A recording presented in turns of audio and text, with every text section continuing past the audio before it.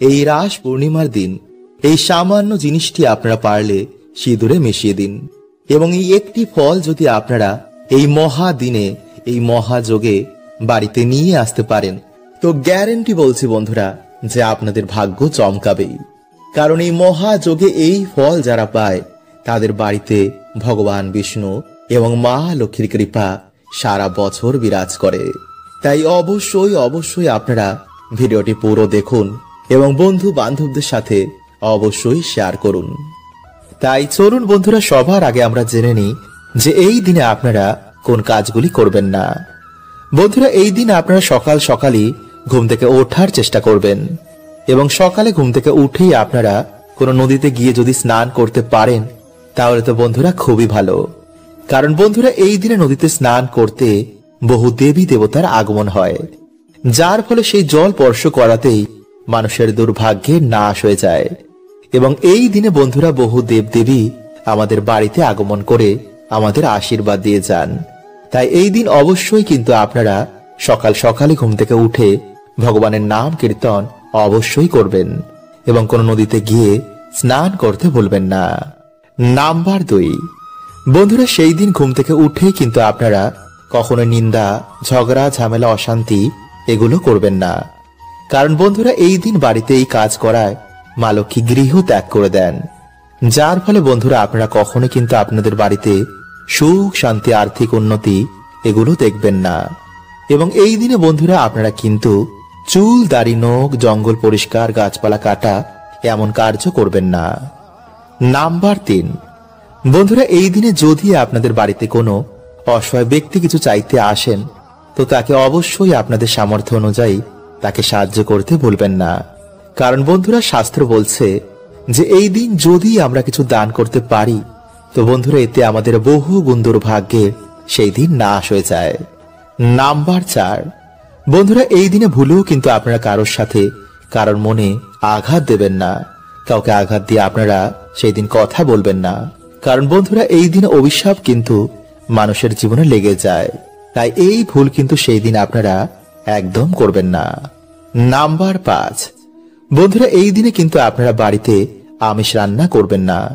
কারণ এই দিনে বাড়িতে এইসব রান্না করলে বাড়িতে কোনো দেবদেবীরা সেদিন প্রবেশ করে না, ফলে সেই দুর্ভাগ্য আমাদের জীবনে লেগেই থাকবে। তাই এই দিনে বন্ধুরা না তো আপনারা আমিষ খাবেন, না তো কোনো নেশাভান করবেন এবং না তো আপনারা সঙ্গম করবেন। এই দিন যতটা আপনারা পারবেন ভগবান বিষ্ণু ও ভগবান শ্রীকৃষ্ণ রাধা রানীর নাম কীর্তন করুন। নাম্বার 6, বন্ধুরা এই দিনে যতটা আপনারা পারবেন বাড়িঘর পরিষ্কার পরিচ্ছন্ন রাখবেন এবং বাড়িতে আপনারা ভগবান বিষ্ণু বা রাধা কৃষ্ণের পুজো অর্চনা দেওয়ার চেষ্টা করবেন। তাই এই দিনে আপনারা গুড় বা ডালের নৈবেদ্য যদি ভগবানকে সেই দিন দিতে পারেন বা ক্ষীর রান্না করে যদি আপনারা সেদিন ভগবানকে দিতে পারেন তাহলে সেটি খুবই ভালো। এবং যদি না পারেন তাহলেও কোনো সমস্যা নেই। সেই দিন আপনারা সন্ধ্যেবেলায় সামান্য গুড় বা গুড়ের বাতাসা যদি ভগবানকে আপনারা প্রসাদ রূপে তা অর্পণ করেন এবং সেই প্রসাদ আপনারা পুজোর পর খান এবং ভগবানকে নিজের মনোবাসনা, নিজের দুঃখ কষ্ট বলেন তো অবশ্যই বন্ধুরা আপনাদের জীবনে ভগবানের কৃপা এসে পড়বে। বন্ধুরা হিন্দু ধর্মে সিঁদুরের গুরুত্ব অপরিসীম। প্রাচীন কাল থেকে হিন্দু মহিলারা বিবাহের পর সিঁথিতে সিঁদুর পরেন। মানা হয় সিঁদুরের কিছু নিয়ম পালন করলে স্বামীর যেমন আয়ু বৃদ্ধি হয় তেমনি আয় উন্নতিও কিন্তু বাড়ে। আবার সিঁদুরের কিছু ভুলেও বন্ধুরা স্বামীর আয় উন্নতির পথেও কিন্তু বাধা এসে দাঁড়ায়, মানে স্বামীর জীবনে এসে পড়ে চরম দুর্ভাগ্য। তাই আজকের এই ভিডিওতে বন্ধুরা আমরা জানবো যে সিঁদুরে কোন জিনিসটি রাখলে স্বামীর আয় উন্নতি বৃদ্ধি পায় এবং পরিবারে মা লক্ষ্মীর কৃপা হয়। এবং সাথে বন্ধুরা আমরা জানবো যে কোন সময় নারীদের ভুলেও সিঁদুর পরতে নেই, এতে স্বামী এবং পরিবারে দুর্ভাগ্য নেমে আসে। এবং কোন আঙ্গুল দিয়ে সিঁদুর পরা উচিত এবং সিঁদুর পরার মন্ত্র কি। তাই অবশ্যই বন্ধুরা আপনারা কিন্তু ভিডিওটি পুরো দেখতে ভুলবেন না এবং ভিডিওটি বন্ধুরা আপনারা একটি লাইক করে কমেন্টে হর হর মহাদেব ও জয় শ্রীকৃষ্ণ অবশ্যই লিখুন। নাম্বার 1, ভিজে সিঁদুর কখনই আপনারা মাথায় দেবেন না। এতে বন্ধুরা ভিজে সিঁদুরের মতন আপনাদের স্বামীর আয় উন্নতিও কিন্তু ধীরে ধীরে ডেবে যাবে। নাম্বার 2, সিঁদুর পরার মন্ত্র।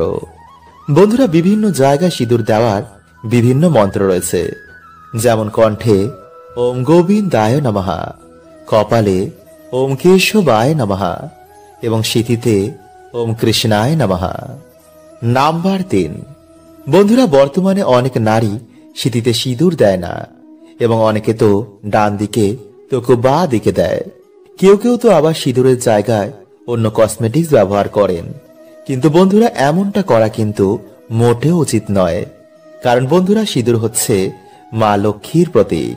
এটি স্বামীর কল্যাণের জন্য, বাড়িতে আয় উন্নতির জন্য, বাড়িতে মা লক্ষ্মীর বসবাসের জন্য আমাদের পরা উচিত।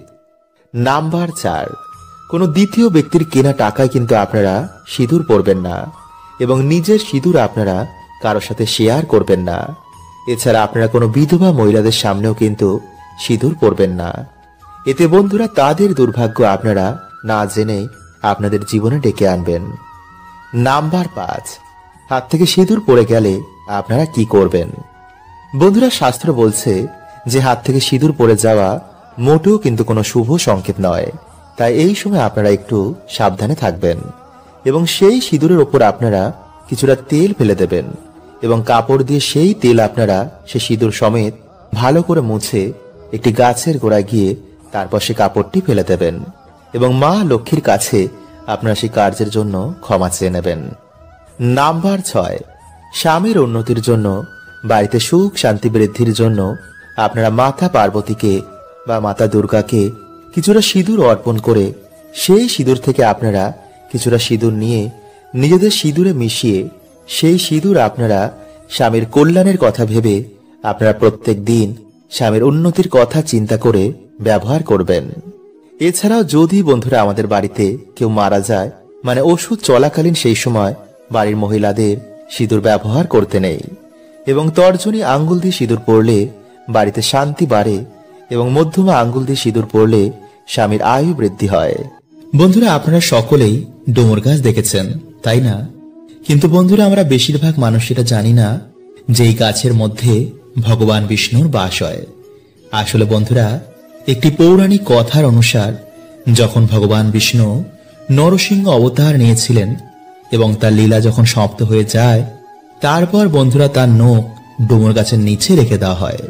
এরপর যখন ভগবান বিষ্ণু সেই নখ নিতে আসেন, তখন দেখেন যে সেই নখের জন্য ডুমুর গাছের গায়ে কাটা কাটা দাগ হয়ে গেছে। তখন ডুমুর গাছ বলেন, হে প্রভু, আপনি আমার সাথে এমন কেন করলেন? তখন ভগবান বলেন, ডুমুর, এই ক্ষতিপূরণের জন্য আমি সর্বদাই তোমার কাছে নিবাস করব এবং যে শ্রদ্ধা মনে গাছের পুজো অর্চনা করবে তাদের সকল মনোবাসনাও পূর্ণ হয়ে যাবে।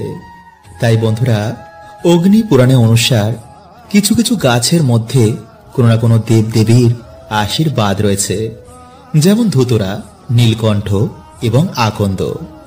বন্ধুরা, এই সব গাছের মধ্যে ভগবান শিবের আশীর্বাদ রয়েছে। ঠিক তেমনি তুলসী, ডুমুর এবং কলা গাছ। বন্ধুরা, এই সমস্ত গাছের মধ্যে ভগবান বিষ্ণুর বাস। এছাড়া বন্ধুরা, কিছু কিছু গাছে আবার নেগেটিভ এনার্জির বাস হয়। তাই এর জন্য বন্ধুরা বলা হয় যে কখনো কোনো গাছের গোড়ায় প্রস্রাব করতে নেই। এতে বন্ধুরা না জেনেই আমরা বাড়িতে দুর্গতি ডেকে আনি। তাই যদি বন্ধুরা আপনারা চ্যানেলে নতুন হন, তো চ্যানেলটি সাবস্ক্রাইব করে পাশের বেল আইকনটিকে অল করে রাখবেন এবং বন্ধুরা ভিডিওটি একটি লাইক করে কমেন্টে আপনারা বলুন, জয় শ্রীকৃষ্ণ, হর হর মহাদেব। তাই চলুন বন্ধুরা, এবার আমরা জেনে নিই সেই টোটকাটির ব্যাপারে। বন্ধুরা, আপনারা দিনের বেলায় একটি ঘটিতে কিছুটা গঙ্গা জল নেবেন এবং একটি ধূপ নেবেন। এরপর বন্ধুরা আপনারা সেই গঙ্গা জল ডুমুর গাছের গোড়ায় ঢেলে দেবেন। এরপর আপনারা এই মন্ত্রটি 3 বার বলবেন। আর সেই মন্ত্রটি হলো বন্ধুরা, ওম ভগবতে বাসুদেবায় নমঃ। এরপর বন্ধুরা আপনারা সেই ধূপ দিয়ে ভগবান বিষ্ণু ভেবে সেই গাছটির পুজো অর্চনা করুন। তারপর আপনারা হাত জোর করে আপনারা যে সমস্যায় রয়েছেন তা ভগবানকে বলুন। বলবেন, হে প্রভু, আমার জীবনে অনেক কষ্ট, তুমি গিয়ে প্রভু আমার বাড়িতে জীবনের সমস্ত দুঃখ কষ্ট হরণ করে নাও এবং তোমার এই গাছের 3টি ডুমুর আমাকে উপহার দাও। এরপর বন্ধুরা আপনারা গাছ থেকে যতটা ডুমুর লাগবে তা আপনারা এনে একটি লাল কাপড়ের মধ্যে বেঁধে যেখানে আপনারা টাকা পয়সা রাখেন সেখানে রেখে দেবেন। একটি ডুমুর আপনারা লাল কাপড়ের মধ্যে বেঁধে আপনাদের যে সদর দরজা রয়েছে সেখানে টানিয়ে দিন। আর একটি ডুমুর আপনারা শোয়ার যে বালিশ রয়েছে তার মধ্যে আপনারা একটি লাল কাপড় বেঁধে রেখে দিন। কিন্তু বন্ধুরা এই বালিশের মধ্যে যেন আর অন্য কেউ না ঘুমায়। যদি বন্ধুরা আপনারা এইভাবে 7 দিন ঘুমাতে পারেন তো বন্ধুরা আপনারা নিজেরাই দেখবেন যে আপনাদের দুর্ভাগ্য কেমন সৌভাগ্যে পরিণত হয়েছে। কিন্তু বন্ধুরা যদি আপনারা পারেন তো সেই দিন নিরামিষ আহার গ্রহণ করেই এই কাজটি করবেন। আর স্নান করে তবেই বন্ধুরা আপনারা কিন্তু এই গাছের গোড়া যাবেন। বন্ধুরা জ্যোতিষ শাস্ত্র এবং বাস্তু শাস্ত্রে ময়ূরের পালকের এক বিশেষ মাহাত্ম্য বলা হয়েছে। বাস্তু শাস্ত্রের অনুসার ময়ূরের পালক বাড়িতে সুখ শান্তি সমৃদ্ধি আমাদের প্রদান করেন। শাস্ত্রে এটিকে এমন এক যন্ত্র বলা হয়েছে যা ধনকে আকর্ষণ করে। তাই যদি বন্ধুরা আপনারা বাড়িতে ঠিক এই জায়গায় এবং এই দিকে একটি ময়ূরের পালক রাখতে পারেন তো বন্ধুরা বাড়ির আর্থিক উন্নতি অনেক গুণ বেড়ে যাবে। তাই এর জন্য বন্ধুরা আপনাদের মাত্র 3টি ময়ূরের পালক লাগবে এবং কিছু বাস্তু নিয়ম যা আপনাদের আজকের এই ভিডিওতে আমি জানিয়ে দেব। তাই বন্ধুরা ভিডিওটি একটি লাইক করে কমেন্টে হর হর মহাদেব ও জয় শ্রীকৃষ্ণ অবশ্যই লিখুন। বন্ধুরা আমাদের হিন্দু শাস্ত্রে এই ময়ূরের পালকের এক বিশেষ মাহাত্ম্য রয়েছে। জ্যোতিষ শাস্ত্র অনুসার যে স্থানে ময়ূরের পালক থাকে সেখানে কখনো গ্রহের খারাপ প্রভাব পড়ে না। পুরাণেও ময়ূরের পালক নিয়ে বিভিন্ন উপায়ের কথা বলা হয়েছে। আয়ুর্বেদেও ময়ূরের পালক নিয়ে এটি বলা হয়েছে যে কিভাবে ময়ূরের পালক বাড়ি থেকে রোগ ব্যাধি দূর করে। সাথে ভগবান শ্রীকৃষ্ণ এই ময়ূরের পালকের অনেক প্রশংসা করেছেন এবং তিনি তা নিজের মুকুটে সর্বদাই ধারণ করেন। ময়ূরের পালক ছাড়া তিনি কখনো কোথাও যান না। তাই ভগবান শ্রীকৃষ্ণ বলেন যে ময়ূর হচ্ছে সুখ শান্তি সমৃদ্ধির প্রতীক। ময়ূরের পালক মানুষকে সমস্ত রকম নেগেটিভ ঊর্জা থেকে রক্ষা করে, ফলে সহজেই মানুষের জীবনে সুখ শান্তি ফিরে আসে। তাই হিন্দু ধর্মে ময়ূরকে মা লক্ষ্মী, মা সরস্বতী, শ্রী গণেশ, হনুমানজি এবং কার্তিকীজির সাথে যুক্ত করা হয়েছে। তাই ময়ূরের পালককে ব্যবহার করে সহজেই মা লক্ষ্মীকে প্রসন্ন করে জীবনে সুখ শান্তি সমৃদ্ধি প্রাপ্ত করা যায়। এবং ময়ূরের পালকের সাথে যদি একটি বাঁশি রাখা যায় তো বন্ধুরা এটিকে বাড়ির জন্য খুবই শুভ বলে মানা হয়। নাম্বার 2, বন্ধুরা যদি আপনাদের বাড়িতে সুখ শান্তি সমৃদ্ধি আসতে বাধার সৃষ্টি হচ্ছে তো বন্ধুরা আপনারা কি করবেন, বাড়ির যে মুখ্য দরজা রয়েছে তার উপর আপনারা গণেশজির প্রতিমা রেখে তার দুপাশে 2টি ময়ূরের পালক রাখবেন। এতে বন্ধুরা আপনাদের বাড়িতে কোনো রকমের নেগেটিভ ঊর্জা আর প্রবেশ করতে পারবে না। এবং যদি বন্ধুরা আপনাদের বাড়ির সদর দরজা বাস্তু নিয়মের বিপরীতে হয় তো বন্ধুরা বাড়ির যে মুখ্য দরজা রয়েছে তার উপরে আপনারা 3টে ময়ূরের পালক টানিয়ে দিন। এতে বন্ধুরা আপনাদের বাড়ির বাস্তু ঠিক হয়ে যাবে। নাম্বার 3, বন্ধুরা যদি আপনাদের ওপর গ্রহের খারাপ দৃষ্টি চলে, রোগ ব্যাধি যদি আপনাদের ঘিরেই থাকে, কিছুতেই যদি বাড়িতে উন্নতি না হয় তো বন্ধুরা আপনারা একটি ময়ূরের পালক নিয়ে তাতে গঙ্গা জল ছিটিয়ে বা শুদ্ধ জল ছিটিয়ে ভগবান শ্রীকৃষ্ণের নাম নিয়ে বাড়িতে এমন জায়গায় রেখে দিন যেখানে কেউ সে জিনিসটিকে দেখতে না পায়। নাম্বার 4, পড়াশোনায় কিছুতেই মন লাগে না। বন্ধুরা যাদের পড়াশোনায় একদমই মন বসছে না বা পড়া মুখস্থ থাকছে না তারা কি করবেন, একটি ময়ূরের পালক নিয়ে তাতে গঙ্গা জল ছিটিয়ে মা সরস্বতীর পায়ের কাছে রেখে দিন। পরের দিন আপনারা সেই ময়ূরের পালকটিকে নিজের বইয়ের মধ্যে রেখে দিন। এতে আপনাদের পড়াতে অবশ্যই মন বসবে। নাম্বার 5, যাদের বাড়িতে ছোট বাচ্চা বা কারোর ওপর নজর বারবার লাগে তারা বালিশের নিচে একটি ময়ূরের পালক রেখে রাতের বেলায় ঘুমিয়ে পড়ুন। পরের দিন আপনারা সেই ময়ূরের পালকটি নিয়ে গিয়ে কোনো প্রবাহমান জলাশয়ে ভাসিয়ে দিন। নাম্বার 6, শত্রু নাশ। বন্ধুরা, কেউ যদি আপনাদের পিছনে বারবার লাগছে, তো মঙ্গলবার দিন আপনারা হনুমানজির মাথার সিঁদুর নিয়ে সেই ময়ূরের পালকে লাগিয়ে দিন। সকালে স্নান করেই সেই শত্রুর নাম নিয়ে আপনারা কোনো জলাশয়ে ভাসিয়ে দিন। নাম্বার 7। বন্ধুরা, যদি আপনাদের কোনো মনোবাসনা এখনো বাকি রয়েছে বা আপনাদের আর্থিক উন্নতি চাই, তো স্নান করে সে ভগবান রাধা কৃষ্ণের মন্দিরে গিয়ে বা বাড়িতেই ভগবান শ্রীকৃষ্ণের মাথায় ময়ূরের পালকটি বেঁধে দিন এবং নিজের মনের যা ইচ্ছা রয়েছে তা ভগবানকে বলুন। দেখবেন কিছু দিনের মধ্যে আপনাদের বাড়িতে সুখ শান্তিতে ভরে গেছে। বন্ধুরা, হিন্দু ধর্মের স্ত্রীদের মা লক্ষ্মীর অংশ মানা হয়, কারণ পুরো সংসারকে বেঁধে রাখে একজন স্ত্রী। স্ত্রী চাইলেই পুরো সংসারকে নিজের কর্মের মাধ্যমে স্বর্গ বানাতে পারে। আবার স্ত্রীদের কিছু কর্মের জন্য পুরো সংসার নরক হয়ে যায়। সেই বাড়িতে মা লক্ষ্মীর কৃপা কখনো হয় না, স্বামীর আয় উন্নতিও হয় না। তাই যদি বন্ধুরা আপনারা চান যে আপনাদের বাড়িতে সুখ শান্তি বজায় থাকুক, তো বন্ধুরা আপনারা কিন্তু ভিডিওটি পুরো অবশ্যই দেখুন এবং কমেন্টে আপনারা একবার বলুন জয় মা লক্ষ্মী। নাম্বার 1, ঝাঁটায় পা দেওয়া। বন্ধুরা, যে বাড়ির মহিলারা ঝাঁটায় পা ঠেকায় বা পা দিয়ে ঠোকর মারে, সেই বাড়িতে কখনোই বন্ধুরা মা লক্ষ্মীর বাস হয় না। সে বাড়িতে সর্বদাই দরিদ্রতা লেগে থাকে, কারণ বন্ধুরা মানা হয় যে ঝাড়ুতে মা লক্ষ্মীর বাস হয়। ঝাড়ু আমাদের বাড়ি থেকে দরিদ্রতা এবং নেগেটিভ এনার্জিকে বার করে দেয়। নাম্বার 2, পা দিয়ে দরজা খোলা।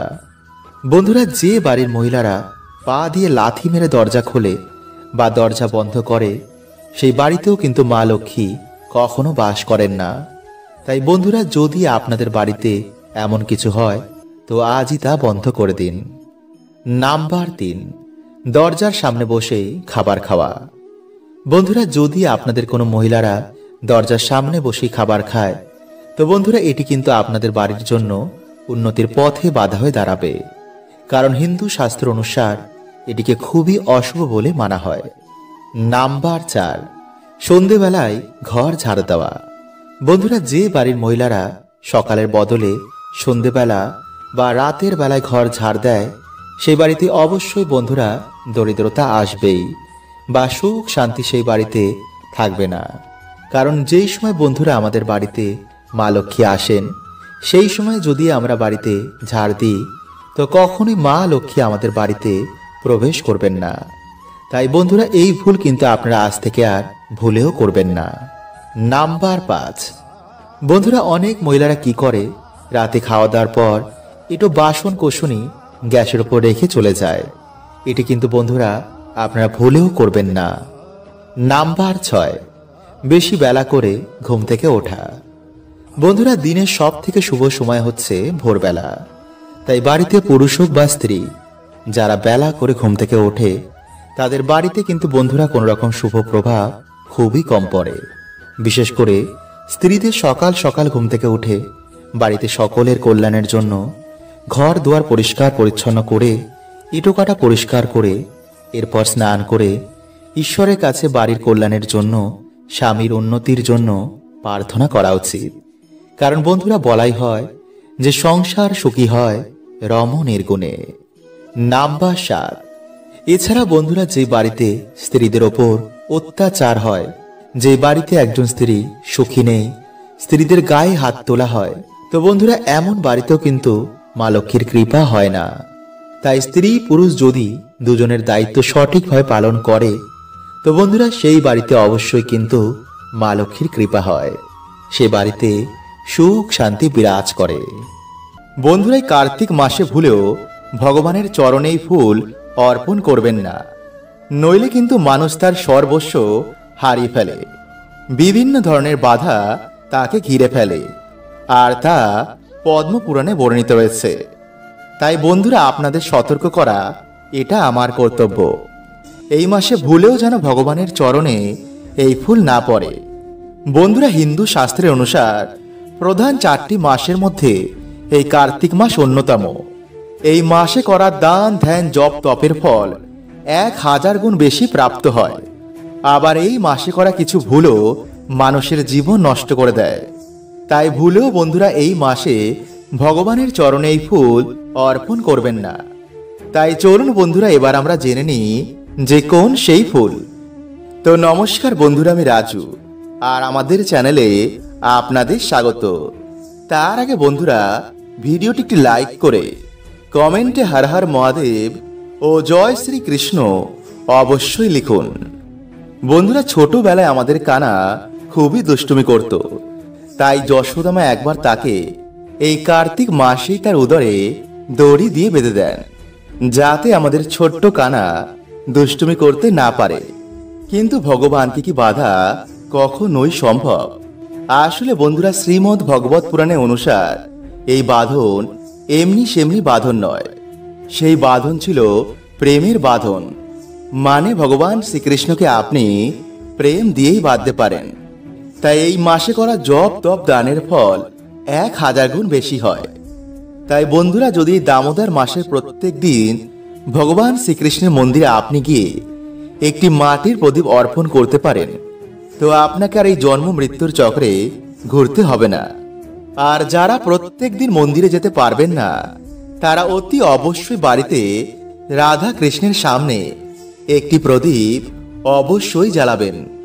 বন্ধুরা প্রদীপ 3 ধরনের হয়, 1 কর্পূরের প্রদীপ, 2 তিলের প্রদীপ ও 3 ঘিয়ের প্রদীপ।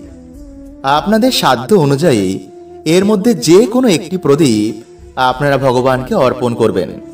তাই চলুন বন্ধুরা বেশি দেরি না করে এবার আমরা জেনে নিই যে কোন সেই ফুল। বন্ধুরা পদ্মপুরাণে অনুসার আপনারা যে কোনো সুন্দর ও সুগন্ধি ফুল আপনারা ভগবানকে অর্পণ করতে পারেন, তবে রক্তবর্ণ, গন্ধহীন, অকালে উৎপন্ন হওয়া এই সমস্ত ফুল ভগবানকে অর্পণ করবেন না। পদ্মপুরাণে বলা হয়েছে পোকা মাকড় লাগা, মাকড়সা বাসা করেছে জীর্ণ শীর্ণ এমন ফুল দিয়ে ভগবানের পুজো করা উচিত নয়।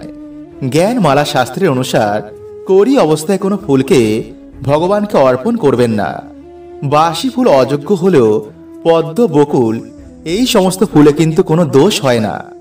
শাস্ত্রের অনুসারে কিছু ফুল ভগবানকে অর্পণ করতে বারণ করা হয়েছে, আর তা হলো ধুতুরা, অর্ক, করবী, ঝিষ্টি, গিরিকর্ণিকা, কষ্টকারী, শালমলি, শিরিষ, কালকুটজ এই সমস্ত ফুল ভুলেও ভগবান শ্রীকৃষ্ণকে অর্পণ করবেন না।